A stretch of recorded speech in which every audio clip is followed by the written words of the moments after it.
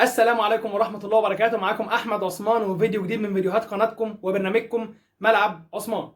زي ما احنا متعودين نبدأ بأفضل شيء وهو الصلاة على النبي، ونقول اللهم صل وسلم وزد وبارك على سيدنا محمد وعلى آله وصحبه وسلم تسليما كثيرا.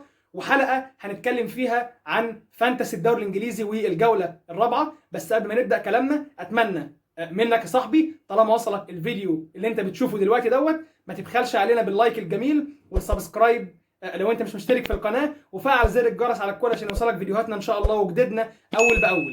اللايك هو الوسيله المطلقه في الاهميه لليوتيوب ان شاء الله عشان يوصل الفيديو لاكتر عدد ممكن من المشاهدين. ما تبخلش علينا باللايك والسبسكرايب، ويلا بينا عشان نخش في موضوع حلقه النهارده على طول. يلا بينا.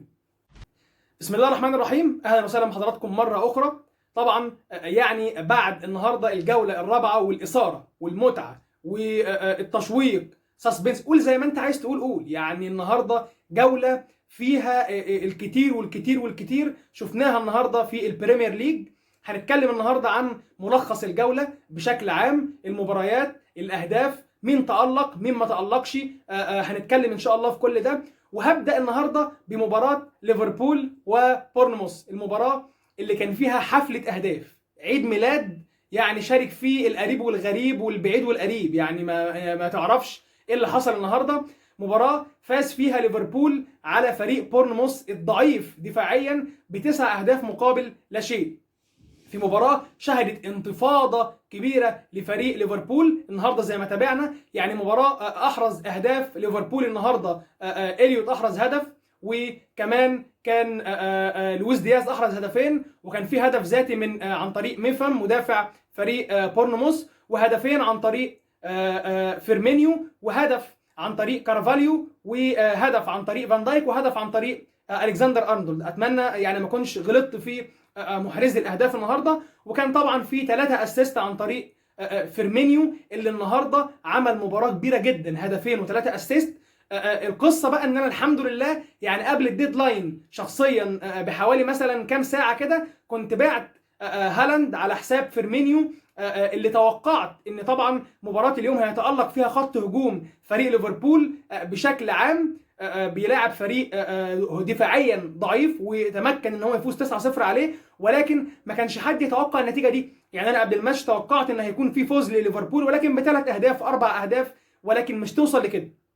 الغريب في مباراه اليوم هو بلانك محمد صلاح. لو سالت اي حد بيتفرج على الكوره او ما بيتفرجش عليها وقلت له النهارده ليفربول فاز كسب 9-0، هيقول لك طبعا محمد صلاح جاب 4 أو 5 تجوال.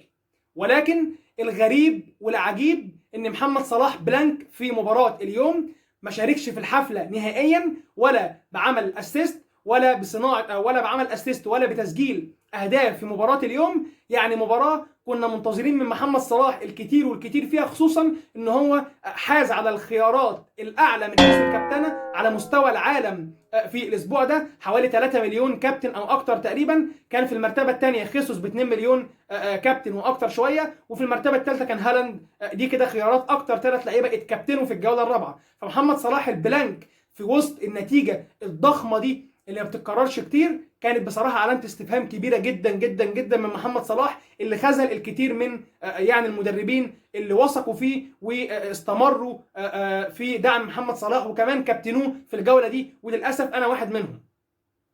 دي كده الحديث عن مباراة ليفربول وفريق بورنموث والنتيجة التاريخية الكبيرة اللي ما اتكررتش من عام 2019 لما فاز بالمناسبة فريق ليستر سيتي على فريق ساوثهامبتون في ملعب ساوثهامبتون ب9 أهداف مقابل لا شيء. فالنتيجة دي أنا من وجهة نظري محدش هيقدر يكسرها السنة دي. محدش هيقدر يكسب فرق 10 أهداف أو 11 هدف أو 12 هدف، هتبقى من الصعب جدا. فتقريبا هي النتيجة الأكبر لحد دلوقتي، وهتستمر النتيجة الأكبر لنهاية الموسم. دي كانت اول مباراه حبينا نتكلم عنها.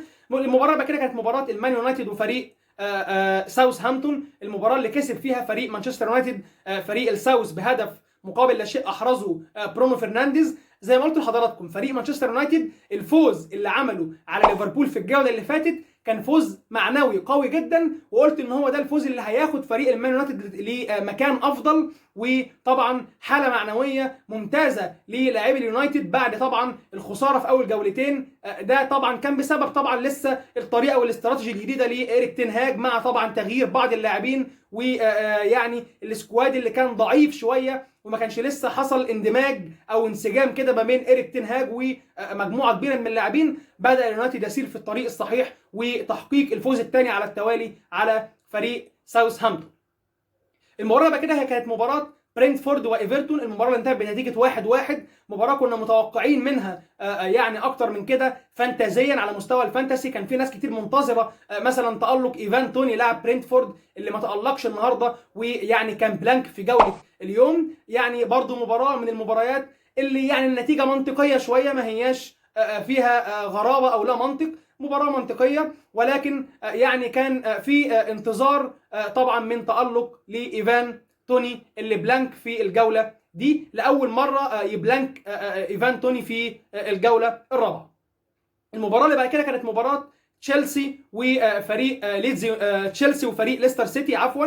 فريق ليستر سيتي طبعا كالعاده هو في دوامه، وفريق بادئ بدايه سيئه جدا. تمكن فريق تشيلسي من الفوز على فريق ليستر سيتي بهدفين مقابل هدف. احرز الهدفين بتوع تشيلسي رحيم ستيرلينج في مباراه تالق فيها ستيرلينج بشكل كبير جدا. كانوا من صناعه الهدف الاول كوكوريلا، والهدف الثاني عمل الاسيست بتاعه ريس جيمس، والهدف الوحيد اللي سجله فريق ليستر سيتي كان هدف التعادل في المباراه، كان عن طريق بارنس، وكان اسيست من جيم فاردي.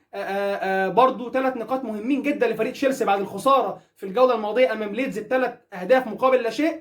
وطبعا بيستمر ليستر سيتي في دوامه الهزايم بعد الهزيمه في الجوله الماضيه من فريق ساوثهامبتون في ملعبه بهدفين مقابل هدف بنفس نتيجه الاسبوع ده. المباراه اللي بعد كده كانت مباراه برايتون ضد ليدز يونايتد. المباراه اللي شهدت تالق لفريق برايتون اللي فاز على فريق ليدز يونايتد، ويعني وقعوا في الهزيمه الاولى هذا الموسم.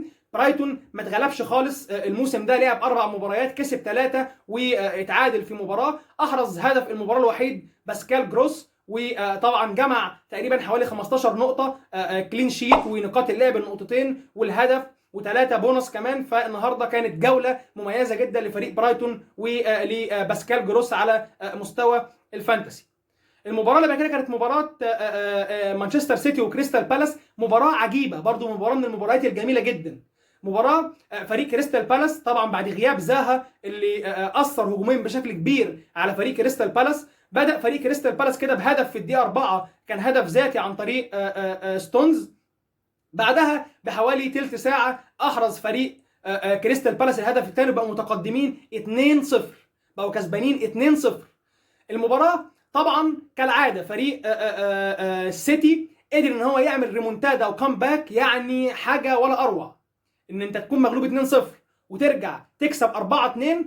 مباراه احرز الاهداف فيها كان برناردو سيلفا احرز هدف، وتالق للدبابه النرويجيه ايرلينج هالاند واحرازه الهاتريك الاول ليه في الدوري الانجليزي هذا الموسم. وده الكامباك الثاني على التوالي لفريق السيتي بعد ما كان مغلوب من فريق نيوكاسل في الجوله الماضيه 3 اهداف مقابل هدف، وقدر ان هو يرجع ويتعادل 3-3. ولو كان في وقت شويه كان قدر ان هو يكسب فريق نيوكاسل.